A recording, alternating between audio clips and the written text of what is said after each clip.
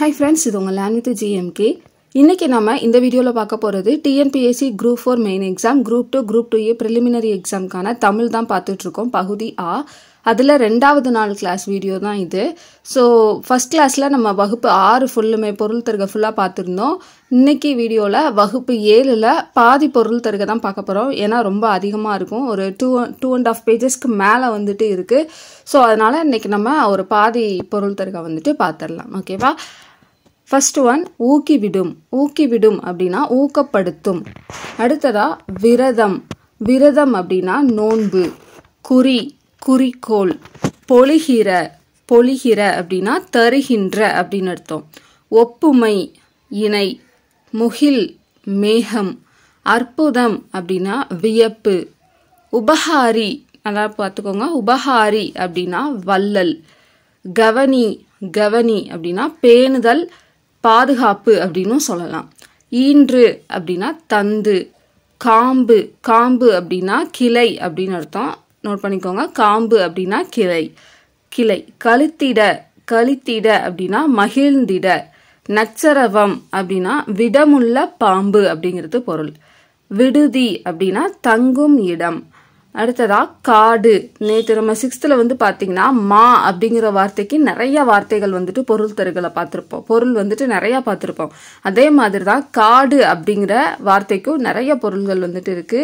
என்னென்னு பார்க்கலாம். காடு அப்படின்னா கா அப்படின்னு சொல்லலாம், கால் சொல்லலாம், கான், அடவி, கானகம், புறவு, அரண், ஆரணி, பொழில், முதை, பொற்றை. அதுக்கப்புறமா வந்து பார்த்தீங்கன்னா தில்லம். இது எல்லாமே என்னன்னா நம்மளுக்கு காடு அப்படிங்கிறதோட இதுதான். ஸோ கீழே இருக்கு அழுவம், இயவு, மிலை, முளரி, படிவம், வனம், வல்லை, விடர், வியல், இரும்பு, சுரம், பொச்சை, பொதி, அரில், அரல், பதுக்கை, கணையம். ஸோ இது எல்லாமே பார்த்தீங்கன்னா நமக்கு காடு அதோட பொருள் தான். ஓகேவா? அடுத்ததா பரவசம். பரவசம் அப்படின்னா மகிழ்ச்சி பெருக்கு, சந்தோஷமா இருக்கிறது. துஷ்டி கேட்டல். துஷ்டி கேட்டல்னா துக்கம் விசாரித்தல் அப்படிங்கிறது அர்த்தம். சிற்றில். சிற்றில் அப்படிங்கிறது சிறு வீடு. கல் அலை. கல் அலை அப்படிங்கிறது கற்குகைன்னு சொல்லலாம். யாண்டு அப்படின்னா எங்கே அப்படிங்கிறது பொருள். ஈன்ற வயிறு, பெற்றெடுத்த வயிறு. சூரன், வீரன். வாரணம் அப்படின்னா யானை. பரி அப்படின்னா குதிரை. பொக்கிஷம் அப்படின்னா செல்வம். சாஸ்தி, மிகுதி. சிங்காரம் அப்படின்னா அழகு அப்படின்னு அர்த்தம். விஸ்தாரம் அப்படின்னா பெரும்பரப்பு. கமுகு அப்படின்னா பாக்கு. ஓகேவா? கமுகுங்கிறது பாக்கு. ஓலை, திருமுகம் அப்படின்னு அர்த்தம். ஓலைனா என்ன அர்த்தம்? திருமுகம். கருப்பு ஆடு அப்படின்னா வெள்ளாடு.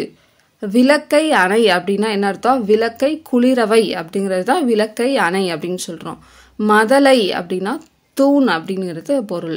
சுடுகாடு. சுடுகாடு அப்படின்னா நன்காடு. சென்னி அப்படின்னா உச்சி. உறவு நீர் அப்படிங்கிறத பெருநீர் பரப்பு, பெரிய நீர் பரப்ப உறவு நீர் அப்படின்னு சொல்லி சொல்றாங்க. பெருநீர் பரப்பு. நெகிழி அப்படின்னா தீச்சுடர். அலுவம் அப்படின்னா கடல். நோட் பண்ணிக்கோங்க, அலுவம் அப்படின்னா கடல்.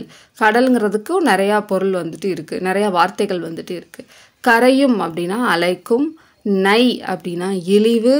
உரு, அழகு. போல அப்படின்னா பிளக்க. கால் அப்படின்னா வாய்க்கால், இல்லைன்னா குதிரையோட காலை வந்துட்டு கால் அப்படின்னு சொல்லி சொல்றாங்க. நீஹான். நீஹான் அப்படின்னா நாவாய் ஓட்டுபவன். ஸோ நாவாய் அப்படின்னாலும் கப்பல்ங்கிற மீனிங் தான் வரும். நீஹான் அப்படின்னா நாவாய் ஓட்டுபவன். வங்கம் அப்படின்னா கப்பல். எல் அப்படின்னா பகல். ஸோ இதை வந்துட்டு நல்லா நோட் பண்ணிக்கோங்க.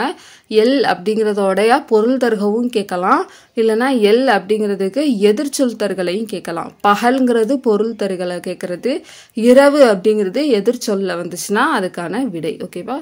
அடுத்ததா பார்த்தோம்னா கோடு உயர். கோடு உயர் அப்படின்னா கரை உயர்ந்த அப்படின்னு அர்த்தம். கரை உயர்ந்த. மாட ஒல்லரி. மாட ஒல்லரி அப்படின்னா என்ன அர்த்தம்? கலங்கரை விளக்கத்தை மாட ஒல்லரி அப்படின்னு சொல்லி சொல்றாங்க. அடுத்ததா கம்மியர். கம்மியர் அப்படின்னா கப்பல் கட்டக்கூடிய கலைஞர்களை கம்மியர் அப்படின்னு சொல்லி சொல்றோம். கண்ணடை அப்படின்னா இளைத்த மரத்தில் காணப்படும் உருவங்களை கண்ணடை அப்படின்னு சொல்லி சொல்றோம். அடுத்து தச்சு முலம் அப்படிங்கிறது நீட்டல் அளவை. ஓகேவா, நீட்டல் அளவை அதாவது லெங்க்த்தை மெஷர் பண்ணக்கூடிய ஒரு மெஷர்மெண்ட்டை தான் தச்சு முலம் அப்படின்னு சொல்லி சொல்றாங்க. தொகுதி அப்படின்னா மரத்தால் செய்யப்பட்ட ஆணி. ஓகேவா, தொகுதினா மரத்தால் செய்யப்பட்ட ஒரு ஆணியை தான் தொகுதி அப்படின்னு சொல்லி சொல்றோம். கரிமுக அம்பி பரிமுகம் அம்பி அப்படிங்கிறது அன்னம் மாதிரி தலை இருக்கக்கூடிய ஒரு வகையான கப்பலை தான் என்னன்னா கரிமுக அம்பி பரிமுக அம்பி அப்படின்னு சொல்லி சொல்றாங்க. எரா அப்படின்னா அடிமரத்தை எரா அப்படின்னு சொல்லி சொல்றாங்க. குறுக்கு மரத்தை பருமல் அப்படின்னு சொல்லி சொல்லுவாங்க. ஓகேவா, எரானா அடிமரம், பருமல் அப்படின்னா குறுக்கு மரம்.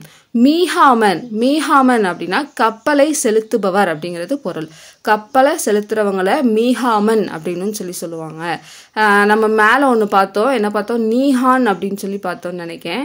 ஸோ நீஹான் அப்படின்னாலும் நாவாய் ஓட்டுபவன். அடுத்ததாக பார்த்தது மீஹாமன் அப்படின்னா கப்பலை செலுத்துபவர். ஓகேவா, பொருள் பார்த்துக்கோங்க. அடுத்ததா சொன்னான் அப்படின்னா சாற்றினான் அப்படிங்கிறது பொருள். சாற்றினான், கூறினான், அந்த மாதிரி வரும். உருபயன் அப்படின்னா மிகுந்த பயன். உருபயன்கிறது மிகுந்த பயன். கப்பல் அப்படிங்கிறத நம்ம வங்கம் அப்படின்னு சொல்லலாம், ஏற்கனவே பார்த்துருப்போம். அம்பி அப்படின்னு சொல்லலாம். அடுத்ததா நாவாய் அப்படின்னு சொல்லலாம். இது எல்லாமே கப்பலை குறிக்கக்கூடிய வேறு வேறு பெயர்கள் தான். எத்தனிக்கும் அப்படின்னா முயலும் அப்படிங்கிறது பொருள். வெற்பு மலை, கலனி அப்படின்னா வயல், நிகர் அப்படின்னா அதோட பொருள் சமம். பருதி அப்படின்னா கதிரவன். அன்னதோர் அப்படின்னா அப்படி ஒரு அப்படிங்கிறது பொருள். அன்னதோர் அப்படின்னா அப்படி ஒரு. கார்முகில் அப்படிங்கிறது மலை மேகத்தை குறிக்குது. ஓகேவா, கார்முகில் அப்படின்னா மலை மேகம். துயின்றிருந்தோர் அப்படின்னா உறங்கி இருந்தோர் அப்படின்னு சொல்லி பொருள். துயின்றிருந்தோன்னா உறங்கி இருந்தோர். வைப்புலி அப்படின்னா என்ன அர்த்தம், பொருள் சேமிச்சு வைக்கக்கூடிய இடத்த வைப்புலி அப்படின்னு சொல்லி சொல்றாங்க. கோட்படா அப்படின்னா ஒருவரால் கொல்லப்படாது, அதாவது ஒருத்தரால அதை எடுத்துக்கிட முடியாத ஒரு இது அப்படின்னு சொல்லி சொல்லலாம். சூறையாட முடியாதது அப்படின்னு சொல்லி சொல்லலாம். கோட்படா அப்படின்னா ஒருவரால் கொல்லப்படாது அப்படின்னு சொல்லி சொல்றாங்க. வாய்த்து ஈயில் அப்படின்னா வாய்க்கும்படி கொடுத்தல். விச்சை, முக்கியமானது விச்சை அப்படின்னா கல்வி அப்படிங்கிறது பொருள். காந்த ஊசி, திசை காட்டக்கூடிய கருவியை காந்த ஊசி அப்படின்னு சொல்லி சொல்றோம். ஆவண்ணா அப்படின்னா பசு, ஈ அப்படின்னா கொடு, ஈதல் அப்படின்னு சொல்லுவாங்கல்ல. ஸோ ஈதல்னா கொடுத்தல் அப்படின்னு சொல்லுவாங்க. ஸோ அந்த ஈ தான். அடுத்ததா இறைச்சி, ஏ அப்படின்னா அம்பு. ஓகேவா, நல்லா நோட் பண்ணிக்கோங்க. ஏனா அம்பு. ஐ அப்படிங்கிறது தலைவன். இது மேக்சிமம் மறக்காது, ஐ படத்தை வச்சு நீங்கள் ஞாபகம் வச்சுக்கலாம். ஐங்கிறது தலைவன். ஓகேவா, அவ்வளோதான் ஃப்ரெண்ட்ஸ். ஸோ இன்னைக்கு நம்ம பாதி இன்னும் ஒரு 3 பார்த்துருவோம். அப்படின்னா மதகு நீர் தாங்கக்கூடிய பலகை அப்படின்னு அர்த்தம். கா அப்படின்னா சோலை. ஓகேவா, சோலை. கூ அப்படின்னா பூமி அப்படிங்கிறது பொருள்.